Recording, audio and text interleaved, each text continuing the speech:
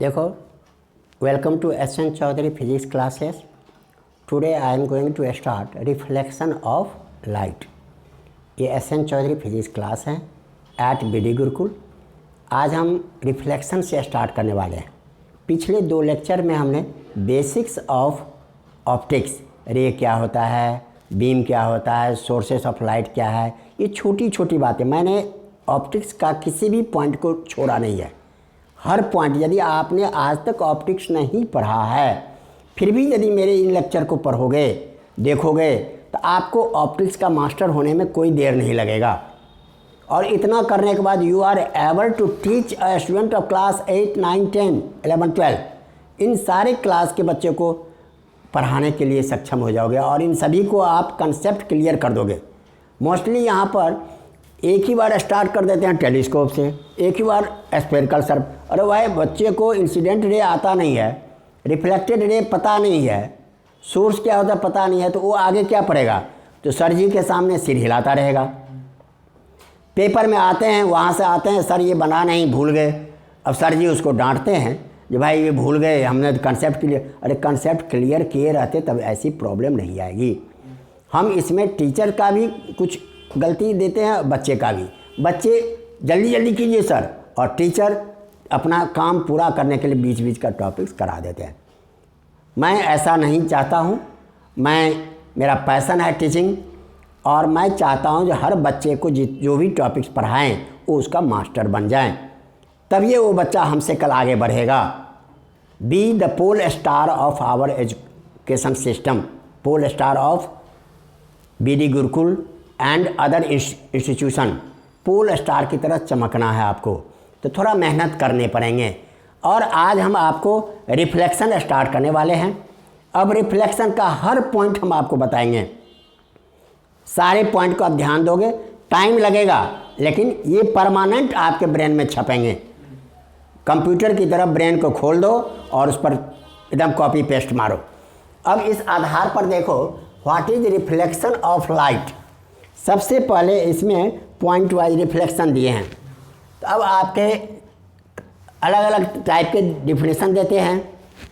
देख लो, when a ray of light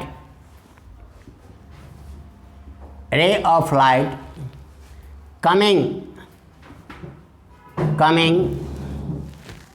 from a medium strikes a surface. When a ray of light coming from a medium strikes a surface, it bounces back in the same medium. It bounces back in the same medium after striking the surface. When a ray of light coming from a medium strikes a surface, it bounces back in the same medium. जिस medium से आया उसी medium में चला गया वापस होके। Bounces back का मतलब जैसे बॉल को आप फेंकते हो, टकराया और बॉल आ गया, तो इसी को कहते हैं बाउंसेस बैक आ गया। और इसी प्रोसेस को देखो, medium after striking the surface,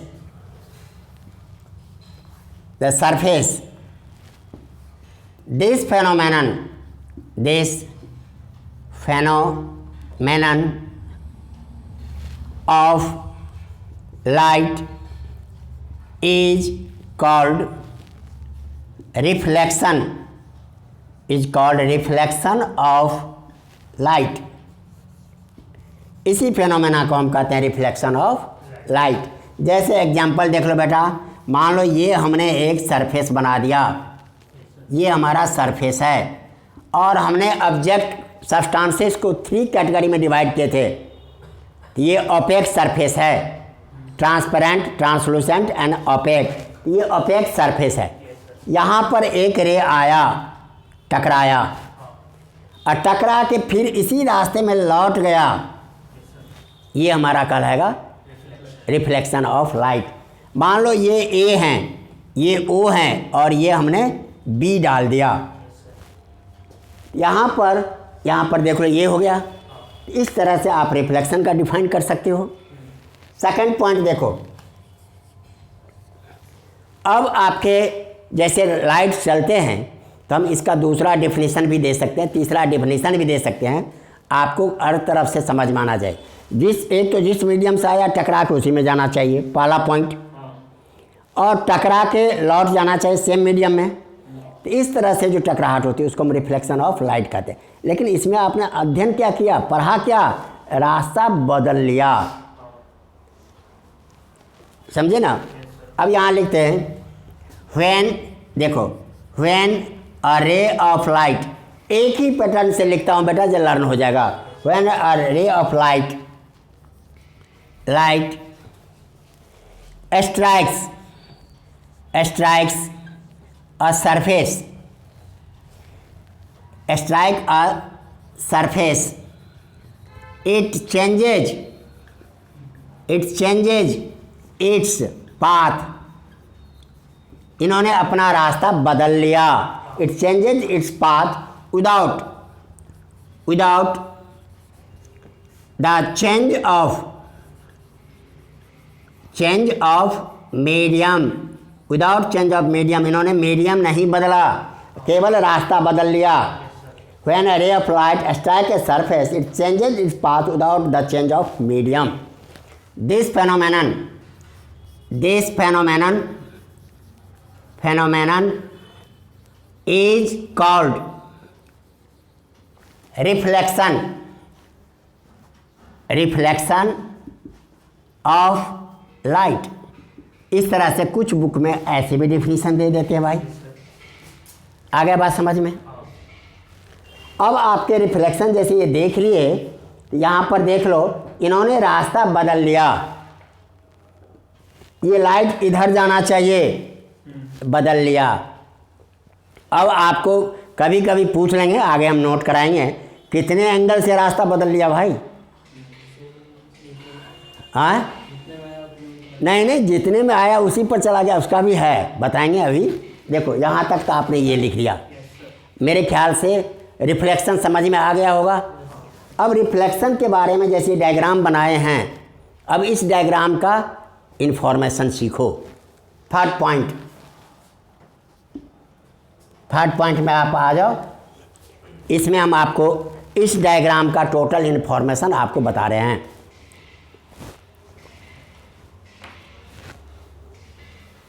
अब यहाँ पर जैसे हम पीछे लिखते आए हैं, स्कीमेटिक डायग्राम बताते आए हैं, तो वहाँ पर देख लो, यहाँ पर हमने हेडलाइन लिख दिए रिफ्लेक्शन ऑफ लाइट, यहाँ पर हमने दे दिया हेडलाइन। अब यहाँ पर हम डायग्राम बनाते हैं, सिंपली डायग्राम। देखो अभी हम मिरर को ऐसे दिखाते हैं, ये ओपेक ऑब्जेक्ट का पहचान है। मान लो इसको हमने Mn लिख दिया, यहाँ से एक रे आया, इसको हमने A लिखा B, और यहाँ से ये लौट के चला गया, B कहते हैं। अब इसके बारे में यहाँ पर अब आपको कभी कभी कहते हैं नॉर्मल रे, दैट इज रॉन्ग, नॉर्मल रे नहीं है, हमने उस पॉइंट पर एक परपेंडिकुलर डाला, यहाँ पर एक परपेंडिकुलर हमने डाल दिया। अब इसमें देखो diagram reflection of light bye a smooth surface. अब स्मूथ सरफेस किसको कहते हैं? एक साइड से जो पॉलिश हो। देखो सिंपली बच्चे तो पॉलिश का देते हैं, लेकिन आपको ये सरफेस पॉलिश दिखते हैं, ये सरफेस पॉलिश दिखते हैं, लेकिन हम माइक्रोस्कोप से देखेंगे तो इसमें भी ऐसे ऐसे दिखेगा रफनेस। तो हम ये देखते हैं सरफेस और रफनेस की जो हाइट है वो नेग्लिजिबल हो, दोनों का डिफरेंस नेग्लिजिबल हो, तब उसको हम कहते हैं स्मूथ सरफेस। छोटी छोटी बातें याद रखो। अब यहाँ पर देख लो, सबसे पहले किसको क्या कहते हैं? Incident incident ray, the ray coming from a source of light to the surface. The ray coming from a source of light to the surface is called incident ray. Incident रे हो गया, इसको इंसिडेंट रे कहते हैं, सभी बताते हैं, define नहीं कर पाते हैं। सोर्स से सरफेस तक का जो रे है उसको हम इंसिडेंट कहते हैं। Here A O is incident ray. अब आपके reflected ray,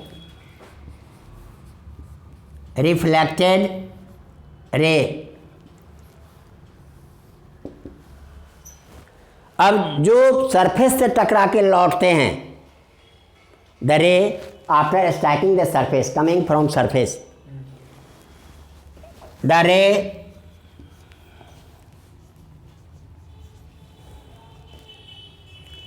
which bounces back,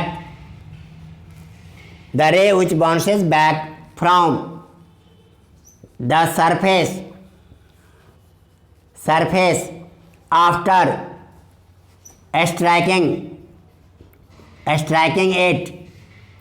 striking the surface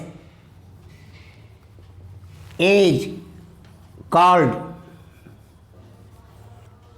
reflected ray. The ray which bounces back, जो यहाँ से टकरा के बाउंस हो गए हैं, bounces back from the surface after striking the surface is called reflected ray. Here OB is reflected ray. बेटा teacher बहुत ज़्यादा करते थे, आप लिख देते हैं इसको OB को रिफ्लेक्टेड कर देते हैं, लेकिन बच्चे ये नहीं कर पाते हैं। अब यहाँ पर देख लो, इसके बाद सी में है नॉर्मल, यहाँ पर हमने P डाल देते हैं या कोई डाल देते हैं। Have you written this side? इधर आप लोग लिख लिए, समझ में आ गया?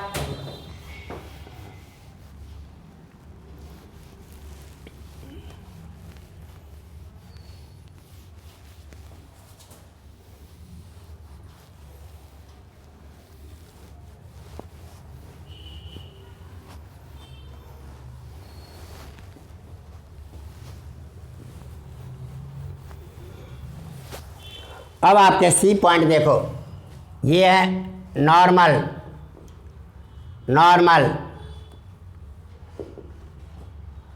अब यहाँ पर ओ पॉइंट को हम पॉइंट ऑफ इंसिडेंस कहते हैं। जिस पॉइंट पर टकराते हैं उसको पॉइंट ऑफ इंसिडेंट कहते हैं, हम उसको भी डिफाइन करेंगे, डोंट वरी। लेकिन अभी आपको तत्काल ये समझ लो, the perpendicular drawn at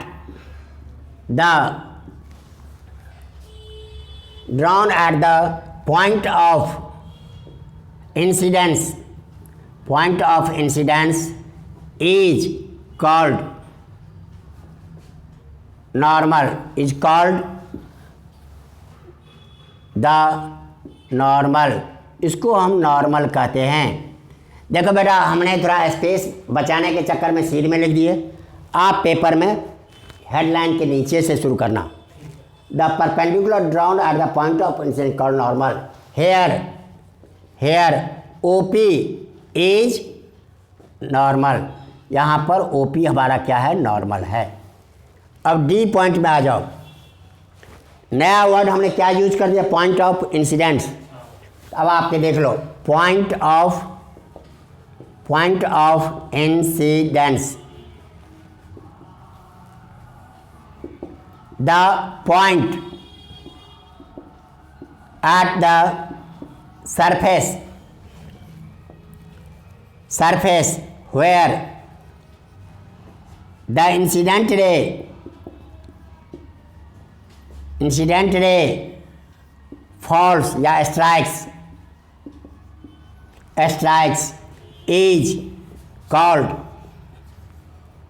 point of incidence. इसको हम पॉइंट ऑफ इंसिडेंस कहते हैं। The point at the surface where incident ray strikes. Incident ray अब हम ऊपर पर सीख चुके हैं, जहाँ स्ट्राइक करते हैं। Here O is point of incidence. O को हम पॉइंट ऑफ इंसिडेंस कहते हैं। आगे बात समझ में। नेक्स्ट देखो, reflector have you any problem?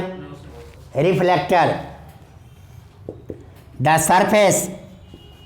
बेटा जहाँ प्रॉब्लम है वो बोलना, मैं फ़ौरन उसे सॉल्व करूँगा। The surface which reflects the ray of light is called reflector और मिरर और ग्लास। देखो बेटा, बोलचाल की भाषा में इसका अलग अलग नाम है। सिंपली हम इसको रिफ्लेक्टर कहते हैं, फिर इसी को मिरर कहते हैं, जिसको हिंदी में दर्पण कहते हैं। रिफ्लेक्टर परावर्तक, इसको हिंदी में क्या कहते हैं? परावर्तक। और इसी को बोलचाल की भाषा में, जैसे आपको चेहरा देखना है, कुछ करना है, ज़रा ग्लास दे दो। अब उस ग्लास का मतलब पानी पीने का ग्लास नहीं, ग्लास में चेहरा देख लो। बोलचाल की भाषा में हम ग्लास भी यूज करते हैं इसके लिए। तो आपके यहाँ तक रिफ्लेक्टर हो गए। आगे बात समझ में। नेक्स्ट देखो, F angle of incidence. Angle of incidence, ये देखो, the angle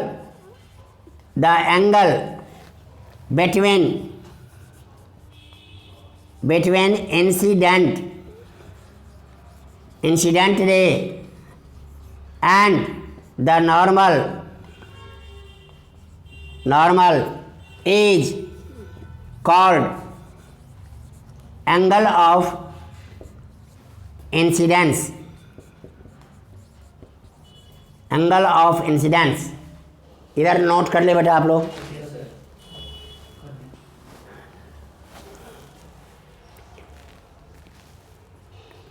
have you noted this side? तो मैं इसी को ऊपर से मिटाना पड़ेगा।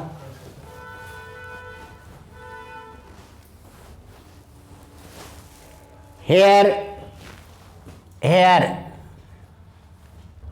Angle AOP is called angle of incidence। Angle of incidence, it is generally denoted by I, small I से हम इसको शो करते हैं। Therefore angle of incidence equal to angle AOP, this equal to I। लिख ले बेटे। Diagram की मुझे ज़रूरत है, इसलिए उधर हम नहीं रब किए हैं। अब आपके देख लो second FG, angle of reflection या रिफ्लेक्टेड एंगल ऑफ रिफ्लेक्शन या रिफ्लेक्टेड एंगल कहते हैं। The angle between reflected ray and the normal और reflected ray। जैसे ये हमारा एंगल ऑफ इंसिडेंस हो गया, ये हमारा एंगल ऑफ रिफ्लेक्शन हो गया R। अब यहाँ पर देखो, the angle between reflected ray and the normal is called angle of reflection, इसको एंगल ऑफ रिफ्लेक्शन कहते हैं। It is denoted by R. देखो बेटा, जैसे सब टाइटल के रूप में कहते हैं, कैप्शन कहते हैं डालिए, तो मैं उन सारे बच्चों को करता हूँ, वो प्रोसेस बहुत लंबा है। और आपका जो ये लिखा हुआ है, हम जो कुछ बोलते हैं वो यहाँ पर लिखते भी जाते हैं। तो आप यदि इस नोट्स को तैयार करते हो, यदि आपको नोट्स नहीं मिलते हैं कैप्शन क्या बोलते हैं, हो सकता है मैं हिंदी इंग्लिश दोनों में बोलता हूँ, कभी फॉरेनर्स हैं जो केवल इंग्लिश जानते हैं, तो इंग्लिश तो मेरा समझ लेगा, हिंदी नहीं समझेगा, तो उनके लिए ये लिखा हुआ है, यही कैप्शन हो गया, यही सब टाइटल्स हो गए। तो आप लोग वहाँ से इसको देख के तैयार कर सकते हो। अब it is generally denoted by R, hair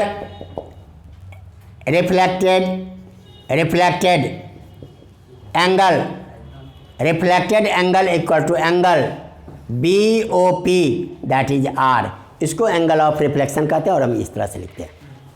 बेटा इतना तक तो करीब करीब सारे बच्चे जानते हो, सोचते हो कि सर क्या पढ़ा रहे हैं बच्चे क्लास की, लेकिन यही जब नहीं समझते हैं तो आगे हम नहीं काम कर पाते हैं। अब इसी में हम एक और भी डालते हैं, H। एंगल ऑफ ग्लांस किसको कहते हैं? सर ये AOM को। Angle of glance, angle of glance देख लो, द एंगल बिटवीन इंसिडेंट रे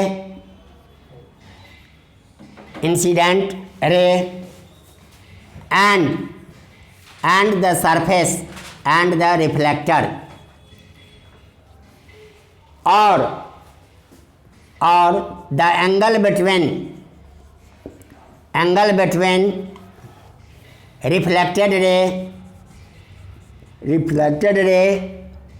or the reflector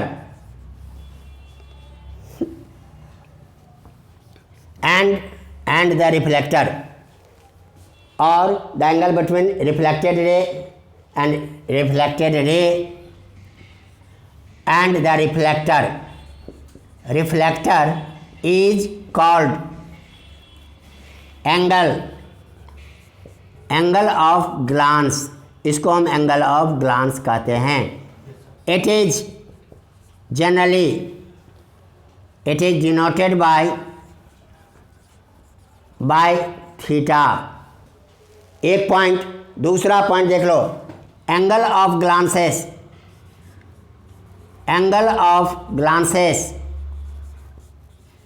glances are equal, ये एंगल इक्वल होते हैं।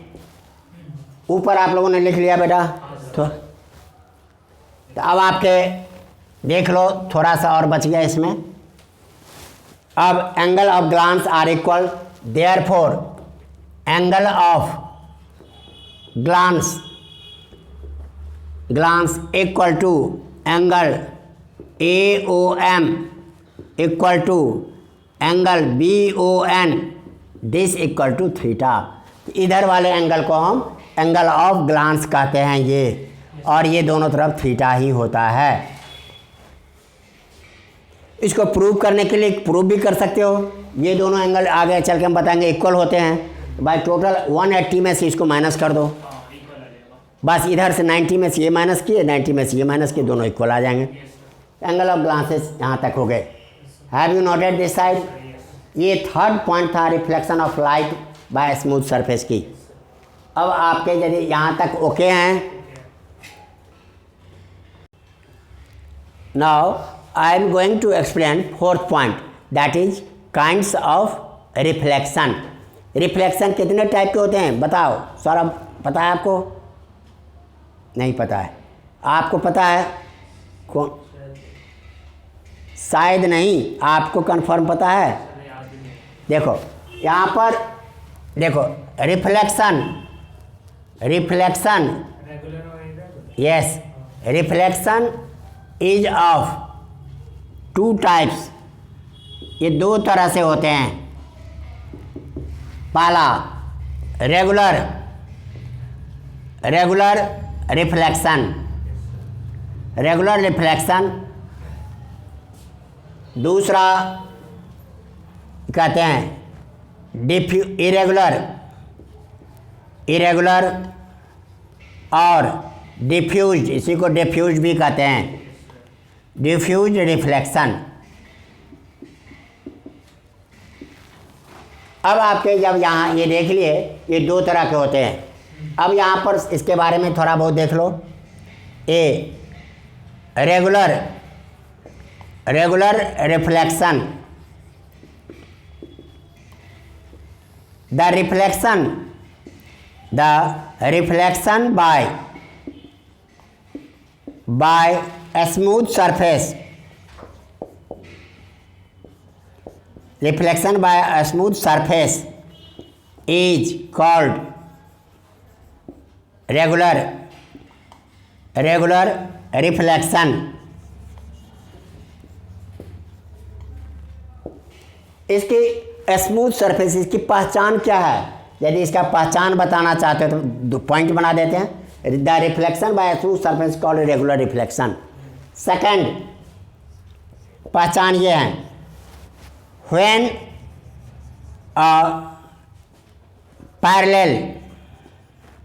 Parallel beam of light, when a parallel beam of light falls on a surface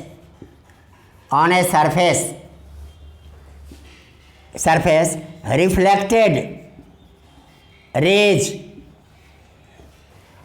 of the beam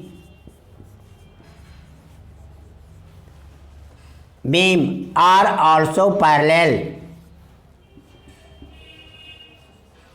कहते हैं a parallel beam of light. Beam के बारे में अब देखो, बीम वर्ड हमने यूज किया है। बीम का मतलब है ग्रुप ऑफ रेज, कहते हैं मोर देन वन होना चाहिए। तो हमने लिख दिया when a parallel beam of light falls on a surface reflected rays of beam are also parallel. तो देख लो बेटा, मैंने ये एक सरफेस बना दिया। यहाँ पर मान लो इस पॉइंट पर ये गिर रहे हैं, इस पॉइंट पर ये गिर रहे हैं, इस पॉइंट पर ये गिर रहे हैं। अब यहाँ से जो रिफ्लेक्ट हुआ तो ये रिफ्लेक्ट हो गया, यहाँ से ये रिफ्लेक्ट हो गए और यहाँ से ये रिफ्लेक्ट हो गए। ये सभी के सभी रिफ्लेक्टेड रेज हमारा क्या है? पैरेलल है। तब इसको हम कहते हैं reflection is regular. Third point इसी में याद कर लो। आपका चेहरा मुझे दिख रहा है अभिषेक, क्या रेगुलर रिफ्लेक्शन के कारण? रेगुलर रिफ्लेक्शन के कारण किसी का चेहरा नहीं दिखते हैं। और ये सरफेस प्लेन है तो ये मुझे दिख जाएगा रेगुलर से, लेकिन किसी का चेहरा प्लेन तो है ही नहीं, ये फोटोग्राफ तो है नहीं, चलो देख लिया। इसके लिए हमें इरेगुलर रिफ्लेक्शन की ज़रूरत है।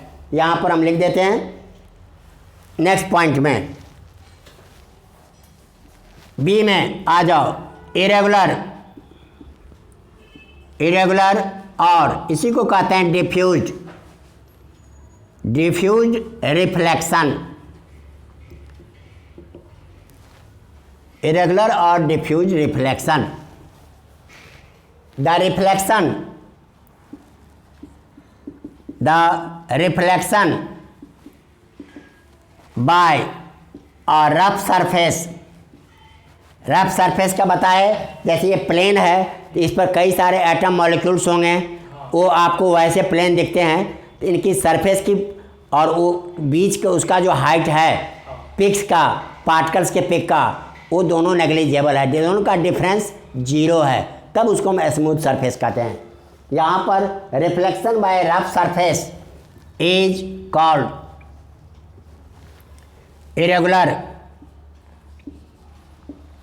इरेगुलर और डिफ्यूज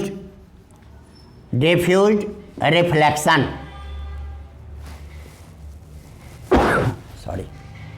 डिफ्यूज रिफ्लेक्शन ये हो गया हमारे पास। यहाँ पर दूसरा हमारे पॉइंट क्या हो गया? When beam of parallel when a parallel beam of light falls on a rough surface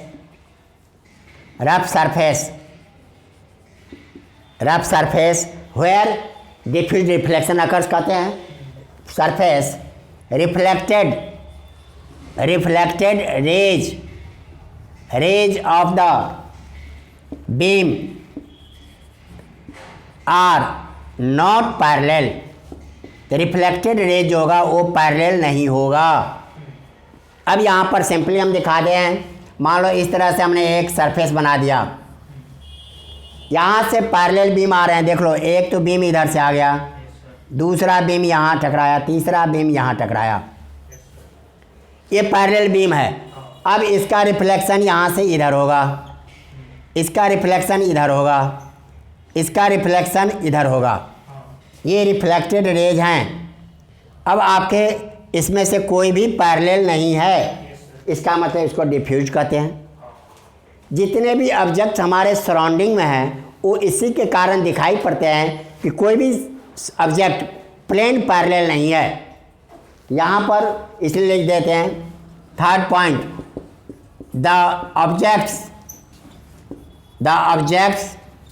of our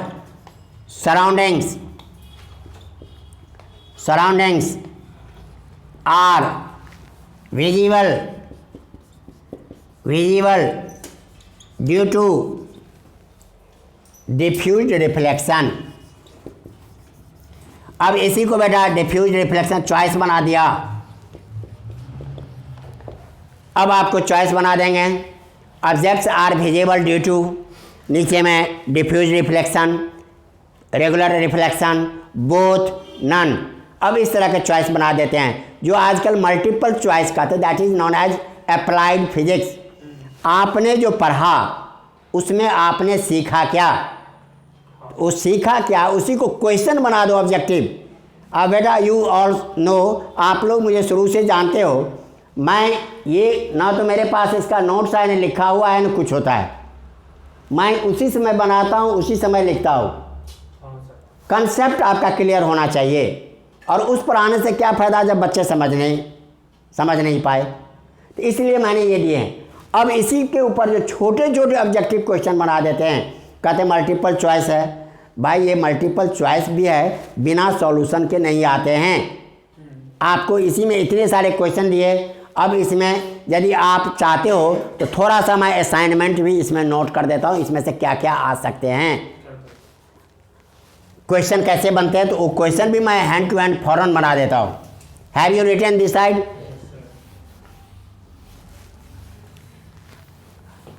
अब हर क्लास के बाद चाहे 4 क्वेश्चन ही लिखूँ मैं, 5 क्वेश्चन ही लिखूँ, आप इसको लर्न करके घर पर प्रैक्टिस करोगे, यही असाइनमेंट्स के रूप में आ जाएगा, जिसको हम कंप्रीहेंशन टाइप कहते हैं।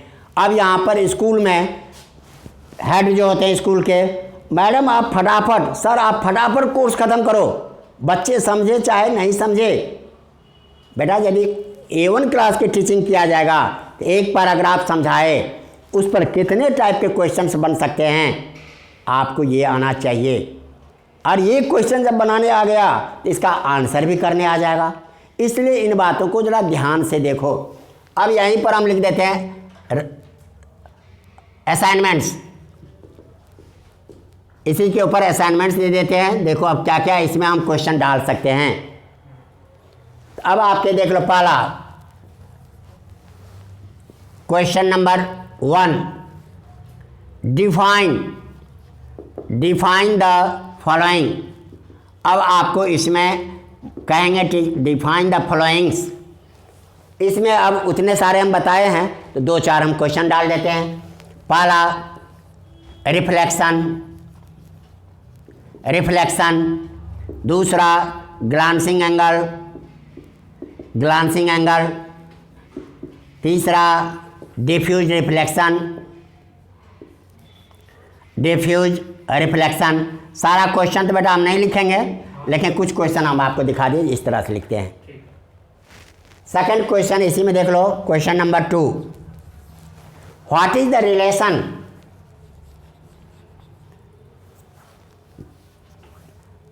What is the relation between, short में बिटवीन हम ऐसे लिख दिए हैं, बिटवीन टू ग्लांसिंग एंगल्स। अब आपके देख लो बेटा, हमने यहाँ पर डिफाइन में 2-3 पॉइंट दे दिए, आप इसी में एक और पॉइंट हम ऐड कर देते हैं, मान लो इंसिडेंट रे, और इसी में और सारे जितने डिफाइन किए हैं सारे पॉइंट आ जाएगा इसमें। कहने मतलब आपको डेफिनेशन सबका याद होना चाहिए। नेक्स्ट, इसी से उल्टा हमने पूछ लिया, what is the relation between two glancing angles. 2 glancing angle बनते हैं इसमें। अब एंगल का डिफाइन कर दिए थे, अब इसमें दोनों के बीच में क्या रिलेशन है ये बताओ। Question number 3, the objects of our surroundings are visible due to number 1 regular reflection,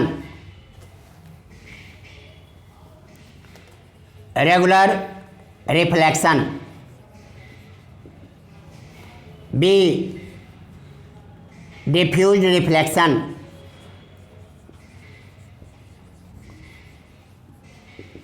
C both, D none। अब यहाँ पर हमने 4 चॉइस दे दिए हैं। अब इस कहने का मतलब इस टाइप के क्वेश्चन इसमें से बन सकते हैं। अब इस टाइप के क्वेश्चन बनेंगे, देखो बेटा, यदि सिंगल चॉइस क्वेश्चन है, क्वेश्चन में मोर देन वन चॉइस ऐसे भी रहते हैं, यदि ओनली 1 चॉइस है then diffuse reflection is correct. More than 1 choice है देन बोथ रेगुलर और डिफ्यूज दोनों सही है, तो यहाँ पर हम बोथ लिखेंगे, बोथ ए एंड बी। तब हम क्योंकि कोई सरफेस है, सारा डिफ्यूज ही नहीं होते हैं, कुछ प्लेन सरफेस भी होते हैं, तो इन दोनों के कारण तब दिखते हैं। अब इसी आधार पर नन आपका दे दिए, ये क्वेश्चन नंबर 3 बन गए। अब यहाँ पर डिफाइन सारा किए थे, रिफ्लेक्शन क्या होता है, कैसे होते हैं, डिफाइन करो, ये सारा का सारा पॉइंट दिए हैं। मान लो यहाँ पर हम 3 क्वेश्चन दिए एज अ सैम्पल। अब नेक्स्ट क्लास में जो हम पढ़ाएंगे मिरर क्या होता है, मिरर से स्टार्ट करेंगे, और मिरर से स्टार्ट करेंगे तो मिरर के ऊपर हम बताएंगे, और लास्ट में 5 मिनट 10 मिनट्स जो क्वेश्चन बनता है हम क्वेश्चन डाल देंगे, जिससे आपको कंप्रिहेंशन टाइप के अप्लाइड फिजिक्स इसको पढ़ाने का मतलब ये है। आप हमारे जो गुरुजन थे वो भी मुझे ऐसे ही पढ़ाते थे, इस तरह के नहीं जो कोर्स ख़त्म है। पैराग्राफ पढ़ाए, पैराग्राफ पर कितने क्वेश्चन बन सकते हैं, रफली ओरली पूछ लिया उन्होंने, फिर उन्हीं में से 10 क्वेश्चन उन्होंने ब्लैक बोर्ड पर लिख दिया और कहते थे इसका आंसर लिख के दिखाओ मुझे, उसी समय आए हो। इससे क्या होता है, आप 1 पैराग्राफ पढ़े हो तो पूरा कंट्रोल करके पढ़े हो। ये नहीं समझो हम 12th में है या 10th में है या कहाँ है, हमें ऑप्टिक्स सीखना है। I have started from ABC of optics, this is my 3rd lecture. इस तरह से आपको कंट्रोल करना है। Okay, thank you.